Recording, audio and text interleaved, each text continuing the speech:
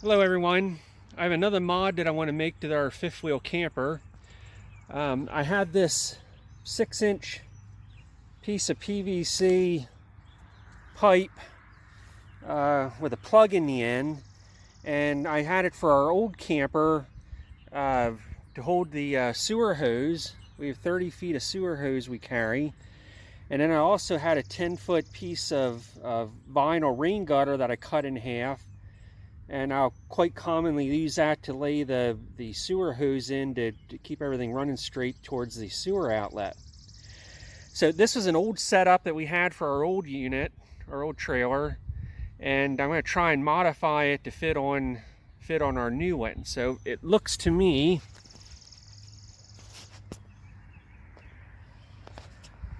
right here is the sewer connection where we hook the hoses on, and I think right in this area back here is where I can get that pipe in to hold the hose. So next step here is going to be to see how things fit up under the camper.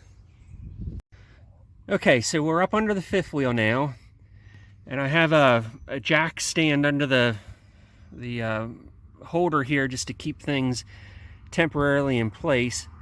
Now on this side we actually have the bracket for the leveling system for the camper is right here.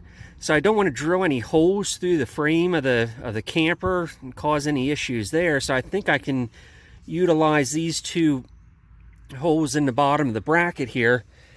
And I think what I'm going to do is take this piece of flat metal and be able to bolt into that existing bracket, and then it's gonna then the pipe holder is gonna lay right on top of it, and we'll make a clamp then to hold it on this side. Now on the other side, and I'm gonna go over there to give a little better close-up, but on the other side the frame actually extends back a little farther than this side, so I'm actually gonna have the pipe go up against the I-beam, and it's going to rest on the bottom of the I-beam. And if you see those two silver clamps on the bottom flange of the I-beam, they're actually, I picked them up at a local hardware store. They're I-beam clamps, and there'll be a piece of 1/4-inch threaded rod that runs from one clamp up over the top of the pipe holder and back down on the other side. And they'll just be tightened onto that bottom flange, so there won't be any hole drilled in the flange. It'll just be clamped on there, and that'll all be snugged down so that pipe can't slip off. All right, so we're gonna get to fabricating some steel here and see how that goes. All right, so here's the far end of the storage tube. You can see the two beam clamps here on the bottom. And then I bent a piece of 1/4-inch all thread rod, goes up and over the top. So that's it for this end. Let's move back over to the other side. Okay, so here's the bracket that I fabricated for the other side. It's bolted into that mounting plate for the leveling system. See, I reinforced it there, and it's a strap that goes around. And then over on the other side here, you can see a bolt and nut there to tighten it down and snug it down.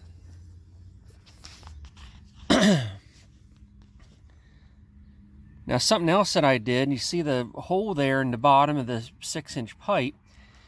You know, I have a hole there, and then on the other side, I think you can see it, there's a hole kind of on the top at the other side.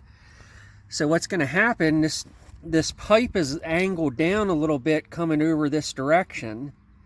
So first of all, any water that's inside the tube is going to drain out because this is directly on the bottom. But the other reason that I did this hole on the bottom and the other hole on the top is Bernoulli's principle says that where speed is more, pressure is less. So I'm hoping that there's more airspeed coming over the bottom of the pipe here. So that should create a low pressure area and sort of a vacuum. And then because the other end is in a different direction up high, I'm hoping to get an air circulation through the pipe while we're driving to keep things nice and dry. Alright, so I'm going to crawl outside here and show you what it looks like from the outside. And we'll do that here next. Okay, here we are on the outside of the camper. Here on this side is the actual drain from the holding tanks in the camper. We're right next to our leveling jack here. And this is really nice and convenient. Just unscrew this, and then you can slip your hose and the vinyl rain gutter in and out there. Put this back on. I think I'm going to make myself a wrench to take this on and off. Alright, so next we're going to take everything back off the camper, and I'm going to get a nice coat of paint on it, make it look pretty, and then we'll get the final installation completed. Alright, so here we go. It's all mounted up, all painted. See this bracket on this side. Look underneath here. All mounted up on the other side.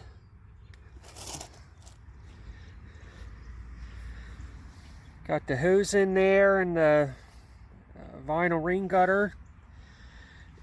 Just take the cap here and tuck it all up in.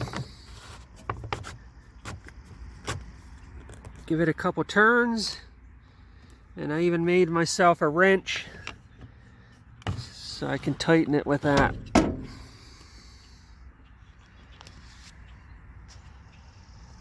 All right, that's it. Have a good day. Bye.